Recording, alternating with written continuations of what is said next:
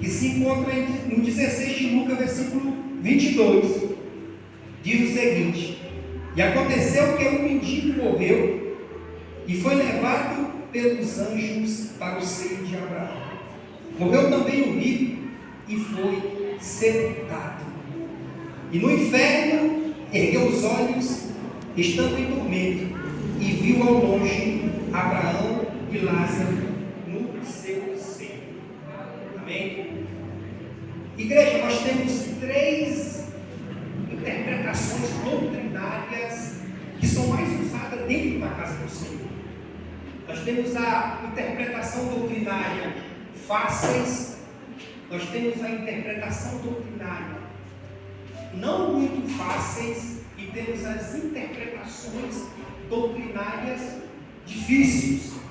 As interpretações doutrinárias mais fáceis é a interpretação doutrinária da salvação, bem relatada na Bíblia diversas vezes, tanto nos evangelhos como nas cartas para a igreja, mas bem visível quando Deus disse que amou o mundo de tal maneira, João 3,16, que entregou o seu único filho para todo aquele que nele crê, não pereça, mas tenha a vida eterna. A doutrinação da salvação, a interpretação doutrinária da salvação, está baseada somente em uma palavra de 2 letras com acento: fé. A Bíblia diz, Romanos 10:10, que se com a boca confessar e com o coração crer fé, que só Jesus é o nosso Salvador, verdadeiramente é salvo. Atos dos Apóstolos, capítulo 16, se eu não me engano, quando Paulo e Silas está preso por causa de expelir um demônio, de expulsar um demônio de adivinhação de uma jovem, que ele vai preso no meio da dor, no meio do sofrimento, ele decide orar por Silas, Paulo. A Bíblia diz que, devido à oração verdadeira de Paulo, houve um terremoto que sacudiu os alicerces da prisão. E o carcereiro, atormentado, desesperado, porque os presos fugiam e ele tinha que prestar conta, senão ele morria, ia se suicidar. E quando ele foi se suicidar, Paulo, dentro da cadeia, bem sério, bem calmo, disse: não faça isso. E aí, vendo tudo aquilo, ele diz: o que faço eu para ter esse Jesus, para ter essa salvação? Aí Paulo disse: crê tu, e serás salvo. Glória a Deus, aleluia. Fé. Paulo mais especificamente disse que a nossa salvação não é de nós, é dom de Deus mediante a fé, porque crê. Verdade. Então é a doutrina mais fácil de se explicar, de se pregar, de se compreender. É só aceitar Jesus. Glória a Deus, aleluia. Aceitar Jesus e mudar as práticas. Aceitar Jesus e ser um verdadeiro seguidor de Cristo. Mas nós temos a doutrina também, que não é muito fácil, que é a doutrina do Espírito Santo, dos dons espirituais, que é de bastante importância para cada um de nós. Por quê? Porque é o Espírito Santo que nos convence de todo pecado. É o Espírito Santo que capacita cada um. Como o jovem cantou aqui, eu senti a presença de Deus ali, que ele disse que Deus pega homem incapaz e joga unção. Homem sujo, limpa e joga unção. Homem que ninguém dava nada, ele liberta, limpa e derrama unção e faz o inferno dele.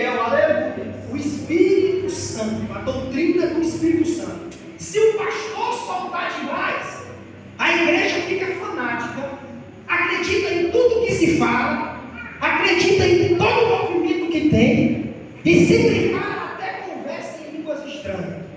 Mas se o pastor segura muito, ou um pastor preso, um pastor seguro, ele produz crentes crus, crentes rasos e naturais. Que crentes naturais, para um pulo, ele se torna carnal. Aí depois de se encontrar no estágio de carnal, ele fica incrédulo, ele fica desobediente, ele fica murmurador, ele deixa de acreditar na presença do Espírito Santo, e aí ele fica só mais um na igreja, de cara feia, reclamando e na mesma situação. Que tá ruim. Aí vem as doutrinas que já é mais complicada. Por quê? A doutrina que nós chamamos de difícil. Que é a doutrina, como diz o autor, do calendário da profecia. É um livro. Que é dos acontecimentos de Cristo. Por que nós chamamos de mais difícil? Porque cada um foi elevado à visão no qual crê.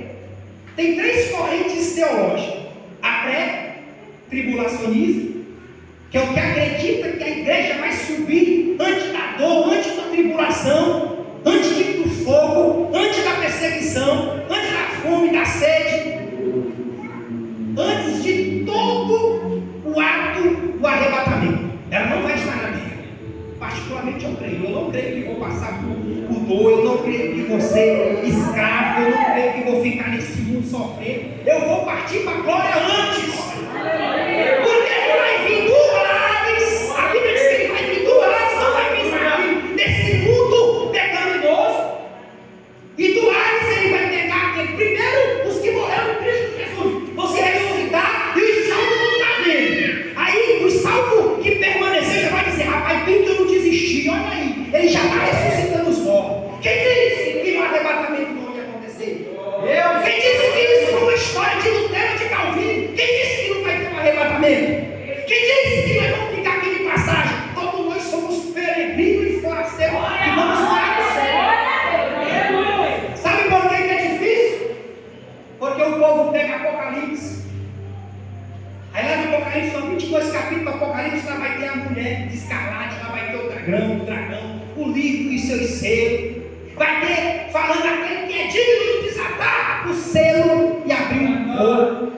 Aí eles pegam Ezequiel, eles pegam Daniel, compara 1000 anos com 1 ano. Então, é uma visão que muitos creem, particularmente aquele que crê que no meio do ato do arrebatamento, depois de já ter pegado uma sapada, depois de já ser perseguido, eles vão desaparecer no meio da grande tribulação.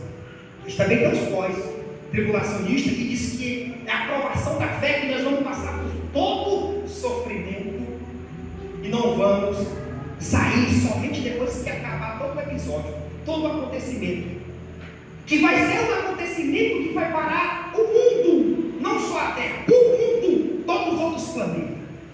É um assunto até difícil de se pregar, porque nem todos entendem.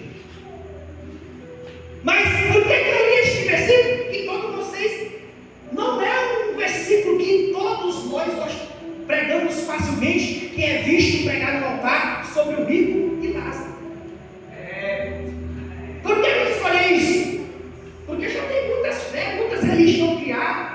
Já tem gente dizendo que não existe o inferno, que não existe o céu. Já tem gente dizendo que quando morrer vai se reencarnar outra pessoa, vai renascer uma criança, vai nascer um animal. Já tem. Já tem gente que diz que o paraíso é aqui. Já tem gente que diz que o inferno foi uma fantasia que alguém criou para domar, para colocar o ser humano dentro de uma caixa, para colocar medo, para colocar barreiras no crente, para controlar todo o poder social. Mas nós sabemos, aquele que aceitou Jesus, nós sabemos que a fúria de Satanás, que o mundo espiritual, ele age, tanto na minha como na sua, todos os dias, para tentar te tirar da presença, para tentar te trazer dúvida, para tentar te dizer que você se iludiu, que você se enganou, que isso tudo foi uma história contada. Já tem, nós sabemos. E aqui, a Bíblia diz que Lázaro morreu. Quem era Lázaro? A Bíblia faz menção em dizer que ele era um mendigo que se espiava a comida, que implorava por um prato de comida, pelas picadas que caía da mesa desse rico, e esse rico não deu atenção.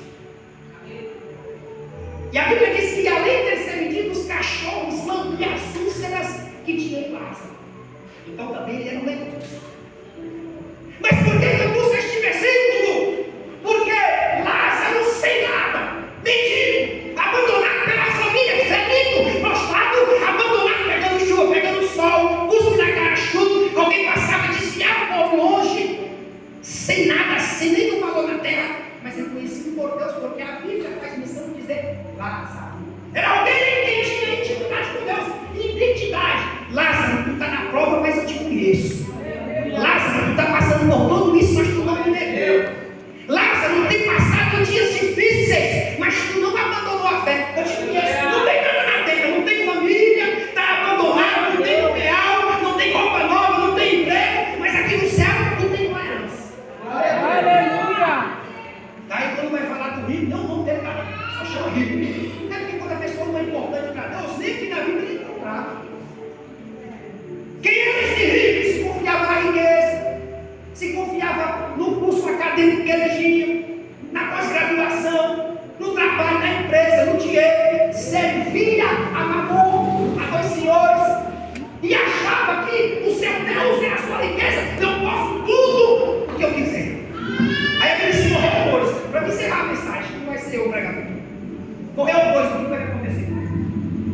Eu quero dizer para crentes que estão fracos na fé e que acha que como que até eu passo por essas provas, que acha que escolheu uma decisão errada.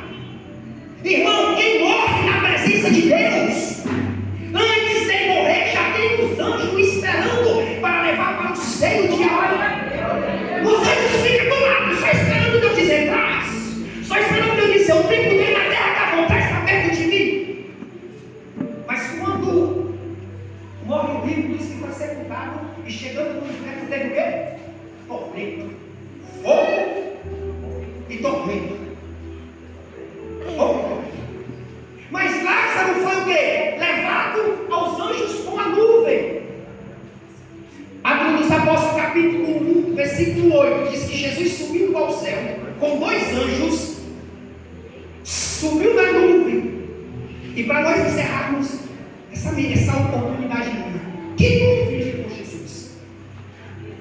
Jesus supera ali, atinge a lei da gravidade da física, subindo as nuvens. Que nuvem é essa que pode com Jesus?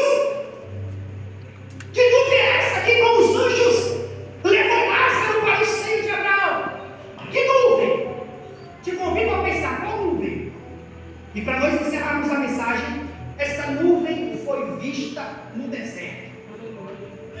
A mesma nuvem que livrava o povo do calor, que livrava o calor de 40 graus no deserto, a nuvem com refresco cuidava do povo de Deus. A Bíblia diz que de dia era nuvem, de noite era coluna de fogo. Mas eu vi, com todo o seu poder, com todo o seu dinheiro, com toda a sua riqueza, a Bíblia diz que ele se vestia de linho puro e todos os dias ele se resplandecia, soberba. E quando Lázaro, o mendigo, na humildade, alcançou a salvação.